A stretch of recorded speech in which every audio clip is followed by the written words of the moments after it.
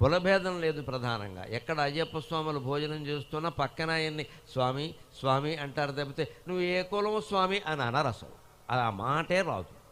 ఎటువంటి భేదము లేకుండా 4 మెతుకులు నీ పక్కన కూర్చుని తినడానికి దిక్కుమాలిన కులం అడ్డమైతే ఈ అధవ కులం తీసుకెళ్ళి గంగలో బారేద్దామని అందరికీ చెబుతున్న దీక్ష అయ్యప్ప దీక్ష. ఐశ్వర్యవంతుడు లేదు, పేదవాడు లేదు, కలెక్టర్ లేదు, కండక్టర్ లేదు, ఎటువంటి భేదము లేదు. హాయిగా అందరూ అలా కింద కూర్చుంటారు, భోజనం చేస్తారు. ఒక సమయం ఒక పద్ధతి ప్రకారం ఉంటారు.